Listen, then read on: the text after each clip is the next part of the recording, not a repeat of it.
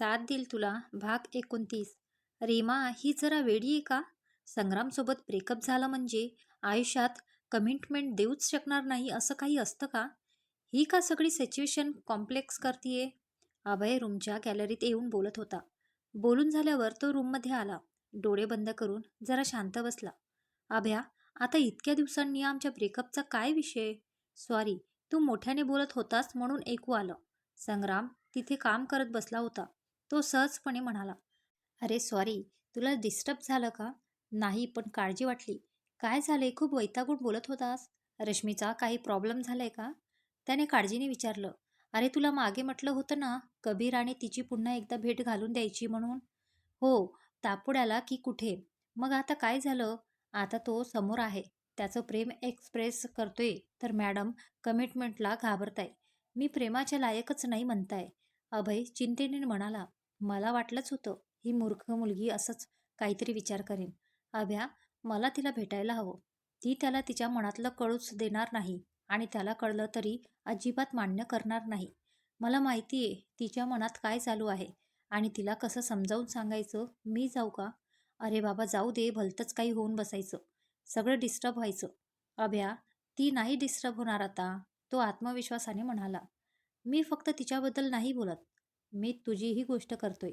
अभय relax. मी खूप पुढे निघून आलोय आणि काहीही झालं तरी आता सायलीला दुखावणार नाही. डोंट वरी. पण तू कसं जाणार? रश्मीला जर कळलं की आम्ही तिला समजवायला म्हणून तुला पाठवलं आहे, तर पुन्हा डोक्यात काही खूप घालून येईल. हो, ते आहे. काहीतरी काम काढून जावं लागेल. थांब, आरूला पाठवतो. त्याने आरूला फोन लावला. बोल संग्राम. सर, सरळ मुद्द्यावर येतो. मला मुंबई ब्रँचच्या प्रोजेक्ट साईटवर जायचं उद्याच. मग जा ना, काय प्रॉब्लेम आहे? सर ऑफिशियली जायचंय. ऑफिशियली मी कसं तुला पाठवणार? सर, तुमच्या एका डिलीट क्लायंटला स्क्रिप्ट हवी आहे, त्यावर डिस्कस करायला म्हणून तिथल्या एखाद्या सिनियर कॉपीरायटरला भेटायचं. रिकमेंडेशन द्या ना. हो, पण मी का करायचं हे? सर माझ्यासाठी नाही, रश्मीसाठी तर कराल का? काय झालं? रश्मीबद्दल त्याला नेहमीच सॉफ्ट कॉर्नर होता. आल्यावर सगळं सांगेन. आता प्लीज हेल्प करा ना. ओके, सकाळपर्यंत डिटेल्स पाठवतो. Thanks sir. त्याने आनंदाने फोन ठेवला. अभ्या, उद्या सकाळीच निघतो. ती इमोशन लपवण्यात एकदम माहीर आहे. मला लवकर जायला हवं. अरे पण सायलीला काय सांगशील? हेच जे आहे ते. अभ्या, मी एक गोष्ट शिकलोय. रिलेशनशिपमध्ये ते म्हणजे नो लपवा-छपवी. ती समजून घेईल. तो हसत म्हणाला. अभयने रीमाला देखील कल्पना दिली. ती सुद्धा आता हतबल झाली होती. झोपलेल्याला जागं कसं करता येतं? झोपेचं सोंग घेणाऱ्याला कसं जागं करणार? अभयला आपण जे करतोय ते बरोबर की चूक हे कळत नव्हतं. पण रश्मीला संग्रामचं ह्या मधून बाहेर काढू शकेल एवढं मात्र त्याला पक्क ठाऊक होतं. सकाळी चहा घेताना तिने एकदा पार्किंगमध्ये डोकावून बघितलं. त्याची गाडी नव्हती. तो सकाळीच सर्व्हिससाठी निघून गेला होता. तिने नाराजीने ब्रेकफास्ट संपवला. आज क्लायंटमेंटसोबत पूर्ण शूटिंग अटेंड करायचं असल्याने तीही निघून गेली. आता 4 वाजले तरी त्याची गाडी पार्किंगला दिसली नाही. तेव्हा तो काल चिडलेला होता. निघून तर गेला नाही. तिच्या मनात काही बाही विचार येऊ लागले. काही दिवस का असेना, तो समोर आहे हेच तिला हवं होतं. ती विचारात गर्क असताना काजल आणि मोनाही आल्या. आज खूप काम होतं यार, वैताग आला. मोना धापा टाकत म्हणाली. हो ना, काजल ही थकल्यासारखी होती. ऋषी अजूनही कामात आहे. रश्मीने आश्चर्याने विचारलं. मोनाला संग्राम येणार आहे हे माहीत नव्हतं. तिने तसं दाखवलं नाही. अरे सांगायचंच विसरली तुला. तुमच्या पुणे ब्रँचचा कोणी क्रिएटिव्ह रायटर आला आहे. त्याची अपॉइंटमेंट होती. काहीतरी स्क्रिप्टवर काम चालू आहे. उशीर होईल म्हटला. काजल चहा घेत म्हणाली. कोण? रश्मीने आश्चर्याने विचारलं. संग्राम देशपांडे. असंच काहीतरी, आठवत नाहीये व्यवस्थित. काजल सहजपणे म्हणाली. रश्मीने चमकून मोनाकडे बघितलं. मोनानेही चेहऱ्यावर निरागस आणि आश्चर्याचे भाव दाखवले. मला आता हे सगळं विचित्र आणि स्क्रिप्ट केलेलं वाटतंय. रश्मी वैतागली. काय झालं? काजल विचारत पडली. मोनाने तिला संग्रामबद्दल सांगितल्यावर तिनेही डोक्याला हात मारून घेतला. तोपर्यंत ऋषी संग्रामसोबत तिथे आला. हॅलो लेडीज, मीट संग्राम. ऋषी हसून म्हणाला. त्याला सोडून सगळ्यांना संग्राम कोण आहे ते माहीत झालं होतं. रश्मीला तर मी ओळखतो, बाकी 2 गॉर्जियस लेडीजची ओळख करून घ्यायला नक्की आवडेल. तो हसत म्हणाला. ऋषीने त्याला बसायला सांगितलं. रश्मीला त्यांचं इथे येणं अजूनही संशयास्पद वाटत होतं. यार, ह्याच्या ट्विन्स डिम्पल प्रत्यक्षात काय क्युलर दिसतात. मोना त्याच्याकडे बघत रश्मीच्या कानात खुसफुसत म्हणाली. तसं तिने डोक्याला हात मारून घेतला. त्यांच्याशी ओळख झाल्यावर त्याने रश्मीकडे बघितलं. तिच्या चेहऱ्यावर हैराणी, परेशानी, लक्ष सतत पार्किंगच्या त्या विशिष्ट जागेकडेच. हाय रश्मी, हाव आर यू? तो सहजपणे म्हणाला. फाईन. तू कसा आहेस? ऑफिस काय म्हणते? मी मजेत. आणि ऑफिसला तर तू पुढच्या वीकमध्ये येणार आहेस ना? तो हसत म्हणाला. नाही, ब्रेक घेतलाय 1 आठवडा. त्याच्या पुढल्या वीकमध्ये जॉईन करेन. ती जमेल तशी उत्तर देत होती. जरा वेळातच काजल, ऋषी आणि संग्राम यांच्या चांगल्याच गप्पा रंगल्या होत्या. मोना आणि रश्मी प्रसिद्धात फक्त देत होते. काही वेळ असाच गेला. तेवढ्यात मोनाला कबीर दिसताच तिने त्याला जरा ओरडूनच आवाज दिला. तो तिथे आला. रश्मीच्या डोळ्यातले बदललेले भाव संग्रामने लगेच टिपले. कबीर त्यांच्या टेबलाजवळ आला. संग्राम पाठमोरा होता. कबीर नाव ऐकताच नाही म्हटलं तरी त्याला आतून कुठंतरी काहीतरी दुखवल्यासारखं झालं. हॅलो गाईज, तो हसत म्हणाला. जरा एक नजर रश्मीकडेही बघितलं. तेव्हा ती अस्वस्थ वाटली. बाय द वे, मीट संग्राम. मला वाटतं तू मागे याच्याबद्दलच विचारत होतास ना? ऋषी नॉर्मल बोलत होता. काजल आणि मोना एकमेकांकडे हवालदिल नजरेनं बघत होत्या. संग्राम उठून उभा राहिला. हाय, संग्राम देशपांडे. त्याने हँडशेक करायला हात पुढे केला. त्याच्या चेहऱ्यावरची ओढ न ओढ वाचण्याचा तो प्रयत्न करत होता. कबीर सरदेसाई तेवढ्यातच दमदारपणे हँडशेक करून तो बोलला. त्याला पाहून कबीरच्या मनात संमिश्र भावना. त्याने रश्मीकडे एक नजर टाकली. संग्राम रश्मीला मनवायला आला असेल, त्याने मानेनेच ठरवलं. तर कबीरला पाहून संग्रामच्या मनात एकच विचार. Man, she is mad for you. You people are just made for each other. जरा वेळ ते एकमेकांना फक्त बघत राहिले. इकडे रश्मीच्या मनात शंकाच काहूर विचारांचं थैमान. दोघांना समोरासमोर बघून नेमकं काय फील होतंय हेही तिला कळत नव्हतं. कबीरच्या मनात काय चालू असेल हा पण विचार तिच्या मनात चमकून गेला. You people carry on. डिनरला भेटूया. त्याने कसंबसं वाक्य पूर्ण केलं. रश्मीकडे बघितलं. तिच्या डोळ्यात त्याच्यासाठी दिसणारं प्रेम तसंच असलं तरी त्याला उगाच वाटून गेलं की हातातून हात निसटतोय. कबीर निघून गेला. संग्रामलाही त्यांची डोळ्यांची भाषा समजायला अजिबात वेळ लागला नाही. तिचं मन त्याला थांबव, त्याच्यासोबत जा, असं काही सुचव असतानाही ती शांत बसून राहिली. ह्या शांततेच्या मागे किती वादळ ती थोपवून धरते हे संग्रामला पक्क ठाऊक होतं. कबीरने रूममध्येच डिनर घेणं योग्य समजलं. कदाचित ती आपल्याला पाहून संग्रामशी बोलायला कम्फर्टेबल राहणार नाही, हाच विचार त्याने केला. डिनरनंतर ती नेहमीच्या बेंचवर जाऊन बसली होती. कबीर दिसला नाही तर हे असं बेचैन होणं आपण किती काळ सहन करणार आहोत. आता 2-3 दिवसांनी पुन्हा वेगळं व्हायचे. आता सावरणं शक्य होईल का? ती स्वतःशीच बोलत होती. हे सॅलनोफिल. तिच्या कानावर ओळखीचा आवाज. समोर संग्राम होता. मजेत हसत उभा होता. त्याचं घोड खड्या मिरवत तिच्या चेहऱ्यावर त्याच्या ओळखीचं असणारं हसू. हाय, ती पण हसून म्हणाली. चेहऱ्यावर उदासी होतीच. बोलू शकतोस ना? तो अगदी फॉर्मल होत म्हणाला. संग्राम, का फॉर्मल होतोय? नाटक बंद कर. तिने जरासं सरकून त्याला बसायला जागा दिली. तो हसला. Thank God. मला वाटलं आपल्या पावली परत पाठवते की काय. बस, किती खेचशील? सायली मजेत. तिला माहिती तू इकडे आलाय ते? तिच्या मनात हजारो प्रश्न होते. ती मजेत आहे, मी इकडे येणार म्हणून जरा नाराज होती. तसं पण दाखवलं नाही. खूप पजेसिव्ह आहे तुझ्यासाठी, ती समाधाने म्हणाली. हो, जरा जास्तच. 2 आठवड्यांपूर्वी घरी सांगितलं आमच्याबद्दल, तो शांतपणे म्हणाला. मग? तिने उत्सुकतेने विचारलं. आईला समजावायला 1-2 दिवस लागणारे. नंतर घरी घेऊन गेलो होतो तिला. मॅडम तर स्वयंपाक होम मॅनेजमेंटमध्ये इंटरेस्ट घेतात. आईला अजून काय हवं? आई बाबा दोन्ही खुश. खोटं नाही बोलणार. आर्याला मात्र तू हवी होती. पण 1-2 दिवसांपासून जरा फोनवर मस्त गप्पा चालू आहे दोघींच्या. तो अगदी मनापासून शेअर करत होता. व्हेरी हॅपी फॉर यू संग्राम. ती मनापासून खुश झाली. खोटं नाही सांगणार, सुरुवातीचे काही दिवस आपल्यातले बरेच मोमेंट्स, गप्पा आठवायच्या.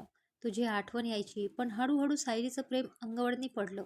तिचं काळजी घेणं, घरातल्यांची काळजी, विचारपूस, तिचं आयुष्यच माझ्यापासून सुरू होऊन माझ्यापर्यंत येऊन थांबतं. तिचं प्रेम मिळवायचा मार्ग चुकीचा होता, पण प्रेम चुकीचं नव्हतं हे जेव्हा डोक्यात फिट बसलं तेव्हा म्हटलं उशीर नको. त्याच त्याच चुका पुन्हा नको. म्हणून घरी सांगितलं, जरा सेटल झाल्यावर पुढचा विचार करेल. हे सगळे ऐकून सायलीला घट्ट मिठी मारावी वाटते. ती मनापासून खुश होती. मला मारू शकते? तिच्यापर्यंत पोहोचलेल तो मोठ्याने हसत म्हणाला, नालायक, मार हवा तुला. तिने हसत त्याच्या पाठीवर एक दोन रपटे दिले. दोघेही बराच वेळ मनमुराद हसले. ती शांत झाल्यावर पुन्हा तिच्या डोळ्यात उदासी होती. माझं सोड, तू कशी आहेस रश्मी? तिच्याकडे बघत तो म्हणाला, सांगितलं ना दुपारी संग्राम, मजेत आहे, अजून काय? रश्मी, मजेत असतानाचे आणि नाराज असतानाचे तुझे हे डोळे मला माहीत नाही का? तिच्या डोळ्यात बघत तो म्हणाला, संग्राम, का त्रास देतोय? रश्मी स्वतःला आणि त्याला सुद्धा. तिने चमकून त्याच्याकडे पाहिलं. एक मिनिट, तुला अभय किंवा रीमाताईने पाठवलंय हो ना? तिचा मूड क्षणात बदलला. तिने चिडून विचारलं, रश्मी, ते महत्वाचं नाहीये. का तू सिच्युएशन कॉम्प्लेक्स करतीये? मला आता कळतंय, कबीरला इथे पाठवणं, तुझं इथे येणं, हे सगळं सगळं कळतंय. नक्की नक्की काहीतरी ठरवून वागताय तुम्ही लोक. तुझ्याप्रमाणे सगळेच माझ्याभोवती काही कथा तर लिहित नाहीये ना? तिच्या डोळ्यात पाणी दाटलं. रश्मी, एक ना, तू समजते तसं नाहीये. तू फक्त खुश राहावी एवढीच सगळ्यांची इच्छा आहे. आणि तुझा आनंद, तुझी खुशी तू नकारतेय ते बघवत नाहीये. तो तिचा हात हातात घेऊन मायेने थोपटत म्हणाला, संग्राम, मी मुद्दाम नाही करतीये. का त्याच्यासाठी जीव तुटतोय? आपली रिलेशनशिप सुद्धा टिकवता आली नाही मला. हे सगळं जाणून सवरून त्याला कसं गुंतवू? तिने भरून आलेले डोळे पुसले. ए वेडाबाई, आपली रिलेशनशिप तुटायचं कारण न तू आहे न मी. त्याचं कारण ह्या दोन वेड्या लोकांचं आपल्यावर असणारं जीवापाड प्रेम होतं. असं नाही वाटत तुला? आणि आपल्या दोघांच्या चुका होत्या. तू एकटी नाही जबाबदार त्याला. आणि कमिटमेंटच्या बाबतीत म्हणशील तर त्याच्यासोबतच्या एका संध्याकाळसाठी तू स्वतःला वाहून घेतलंय. कमिटमेंट अजून वेगळी ती काय असते पिल्ल्या? तू त्याच क्षणी त्याची झाली होती जेव्हा तू पहिल्यांदा त्याला बघितलंय. कळतंय का? तुला फक्त ते उशिरा समजलं. आणि नंतर मी जे काही बोललो, बाळा, तो एक उद्गिन्न हार्टब्रेक आशिकचा मूर्खपणा समज. ती क्षणिक प्रतिक्रिया होती. खूप कॉमन अशी, पण आपण दोघेही सावरलोच ना. ब्रेकअप झाल्यावरही का इतके पॉझिटिव्ह ट्रकवर राहिलो आपण? कारण ते योग्य करण्यासाठी असेल. प्लीज रश्मी, आता उशीर नको करू. तुझा कबीरच्या प्रेमावर आणि त्याच्या तुझ्यावर पूर्ण हक्क आहे. त्याचा हक्क त्याला दे रश्मी. तू पूर्ण त्याच्यात उतरली आहेस रश्मी, नकारू नको. त्याच्या फक्त आठवणींशी कमिटेड असणारी तू त्याला कसं दुखावणार आहेस? तू तर फक्त प्रेम देऊ शकतेस, तू कधीच दुःख देणार नाहीस कुणाला. मला तू आयुष्यात प्रेम करायला शिकवलं रश्मी. प्रेम जगायला शिकवलं, माफ करायला शिकवलं. आपल्या रिलेशनशिपमधले सुंदर क्षण तशीच राहणार आहे. कारण ते तेव्हा आपण भरभरून जगलो आहोत आणि त्यामुळे ते आता पिसासारखे हलके तरल झाले आहे. त्याचं ओझं आजच्या क्षणावर नको टाकू. आयुष्यभर ज्या अस्वस्थ स्थिर प्रेमाच्या शोधात होतीस, तो कबीर आहे पिल्ल्या. जा, सांग त्याला किती प्रेम करतेस ते. तिला हुंदका दाटून आला. त्याचेही डोळे पाणावले. कम हेअर. त्याने तिला मिठीत घेतलं. तिने लहान मुलासारखं मनसोक्त रडून घेतलं. आत त्या मिठीत सासवास्तीच्या प्रकाशासारखी नितळ समजूतदार ऊब होती. मध्यरात्रीने हलकेच हात सोडवून पहाटेला बंधमुक्त करावं अशी जाणीव त्या मिठीत होती. तिकडे समोर कबीर तिला शोधत आलेला. संग्रामने तिला मिठीत घेण्याची आणि याची येण्याची वेळ एकच. दुरून त्याला ह्या मिठीचा अर्थ खरं तर कळणार नव्हताच. तो तिथूनच माघारी फिरला. हृदयावर मनाचं ओझं. मोना त्याला शोधत होती. कबीर तुला शोधत होते. चल ना आज. ऋषी स्वतः गिटार प्ले करणार आहे. तो केव्हापासून तुला शोधतोय. चल ना. ओके, पण फक्त जरा वेळच. मला पॅकिंग करायचंय. का? संपलं सगळं? फिनिश? तो कापणाऱ्या आवाजावर शक्य होईल तेवढं नियंत्रण ठेवून बोलत होता. व्हॉट? तो कदाचित संग्रामला पाहून इन्सिक्युअर झाला असावा. तिने कसाय केला. आय मीन, माझं काम ते झालंय, फिनिश. आणि बेंगलोरला ही बरीच कामं खोडबडली आहेत. So I must go. काहीतरी नक्की झालंय. तिने हेरलं. रश्मी दिसली का तुला कुठे? तिलाही शोधत होते. नाही, माहीत नाही. एवढं बोलून तो कॅम्प फायरकडे निघून गेला. हॅलो, कबीरच्या शेजारी खुर्ची घेत संग्राम म्हणाला. ओ हाय. कबीर चेहऱ्यावर हसू ठेवत म्हणाला. मी संध्याकाळपासून शोधत होतो तुला. संग्राम त्याला जाणून घेण्याचा प्रयत्न करत होता. हो, ॲक्च्युली खूप बिझी डे होता. थकलो होतो. अच्छा. संग्राम, मलाही बोलायचं होतं तुझ्याशी. म्हणजे आताच नाही, तर अगदी 6 महिन्यांपूर्वीच. खरं तर माफी मागायची होती. मी विसरलोय सगळं. संग्राम जरा स्मित हास्य ठेवत म्हटला. राईट. सगळं विसरून पुन्हा नव्याने नात्यांचे अर्थ उलगडणं केव्हाही चांगलं. It's never too late. तो पडलेल्या आवाजात म्हणाला. राईट. संग्रामला मात्र त्याचा संदर्भ जाणवला नाही. आणि एक, यात रश्मीची काहीच चूक नव्हती. जे काही झालंय ते फक्त माझ्यामुळे. कबीर जमेल तसं त्याला रश्मीची बाजू क्लिअर करत होता. Kabir, leave it. नाही, फक्त तिला कधी दोष देऊ नको. तुला तर माहिती आहे ना, किती नादान आहे ती. थोडी वेडी आहे. नाही, जरा जरा जास्तच वेडी आहे. तिचं कसं होतं होतं ना, खोटं काही बोलताच येत नाही तिला. ओठांनी बोलायला गेली तर डोळे खरं बोलतात. अल्लड आहे अजून. फक्त तिच्यातला बालिशपणा समजून घे. वाहत्या वाऱ्यासारखी आहे ती. तिने न केलेल्या चुकीसाठी कधी तिला जबाबदार धरू नकोस. तिच्या डोळ्यात मी पाणी नाही बघू शकत. आय मीन तिच्याजवळ असलेले सगळेच. कुणीच तिच्या डोळ्यात पाणी नाही बघू शकत ना. तिचे डोळे मस्तीखोरच छान वाटतात. तो निरागसपणा तसाच जपला गेला पाहिजे. हो ना? तो जळावड्याला आवाजाने बोलत होता. त्याची पूर्ण खात्री झाली होती की ते दोघं पुन्हा एकत्र आले. हो, संग्राम शांतपणे म्हणाला. Thanks bro. एवढा ऋषी समोर आला होता. ऋषी सगळ्यांचा लाडका होता. तो गिटार घेऊन समोर आल्यावरच जमलेल्या सर्वांनी त्याला चीअर अप केलं. काजल, मोना, रश्मी त्याच्या उजव्या बाजूला बसल्या होत्या. तर संग्राम, कबीर समोर होते. त्याने रश्मीकडे पाहिलं. आज तिच्या डोळ्यात उंच बडून आलेलं प्रेम दिसत होतं. ते संग्राम आल्यामुळे असावं हे त्यानेच मनाने ठरवलं. ऋषीने गाणं सुरू करण्याअगोदर काजलला एक फ्लाइंग किस दिलं. तसं हुंडिंगच्या आवाजाने परिसर दणादून गेला. गाईज, मी जे गाणार आहे, this is the story of first kiss. तो एवढं बोलल्यावर रश्मी आणि कबीरने चमकून एकमेकांकडे पाहिलं. ती लाजल्यासारखी झाली. गाल ब्लश झाले. तोही क्षणभर सगळं विसरला आणि दोघं जणू त्या संध्याकाळी जाऊन पोचले. मोरक्कोमधलं एक शहर, कॅसाब्लांका, आणि ओल्ड क्लासिक मूव्ही कॅसाब्लांका, त्यातलं त्याचं फर्स्ट किस आणि मूव्हीच्या कितीतरी नंतर गायलं गेलेलं हे गाणं. कॅसाब्लांका हे प्रत्येकाला त्याच्या आयुष्यातलं फर्स्ट किस आठवायला जगायला भाग पाडेल. Hair it's goats. त्याची बोट सराईतपणे गिटारवरून फिरू लागली. कॅसाब्लांका पाहताना मी तुझ्या प्रेमात पडलो. मागच्या रस्त्याने ड्राईव्ह इन थिएटरमध्ये लुकलुकणाऱ्या प्रकाश. कॅसाब्लँकामध्ये एक चुंबन हे आजही एक चुंबनच आहे. तुझ्या निश्वासाशिवाय चुंबनला काही अर्थ नाही. कृपया कॅसाब्लँकामध्ये माझ्याकडे परत ये. जसा वेळ जातो तसे माझे तुझ्यावरचे प्रेम दिवसांगणिक वाढतच आहे. A kiss is still kiss in Casablanca, but kiss is not a kiss without you are. Please come back to me in Casablanca. I love you more and more each day as time goes. By कबीरला तिच्या डोळ्यात हरवायला मजबूर करणारं गाणं ऋषीने मुद्दाम select केलं होतं. तसा तो हरवला देखील. तो किस अजूनही ओठांवर आहे आणि तुझ्या माझ्या फिलिंग्स एक झाल्या होत्या त्या क्षणात. मला तो मोमेंट आयुष्यभर जपून ठेवायचा आहे. मी प्रत्येक क्षणाला मागच्या क्षणापेक्षा जास्त प्रेम करेन. शेवटपर्यंत करेन. I love you more and more each day as time goes by. इकडे तिच्या मनातलं सारं सारं मळब हटलं होतं. त्या प्रत्येक ओळीसोबत ती त्याच्यास जरा जास्तच विरघळत होती.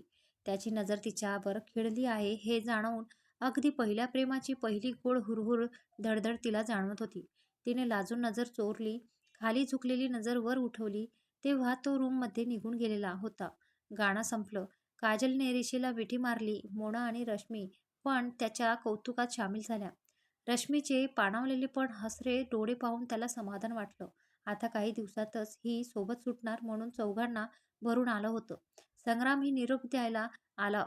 चलो, उद्या पहाटेच निघतो. काम अर्धवट सोडून आलो होतो. थँक्स संग्राम. मला निघताना फोन कर. मी येते सी ऑफ करायला. ओके, भेटूया. तिच्या डोक्यावर टपली मारत तो म्हणाला, "ऋषी, काजल, मोना यांना भेटून तो निघून गेला." गेल्या 6 महिन्यांच्या गोड आठवणी उजळवत ते चौघे खूप वेळ लॉनवर बसून होते.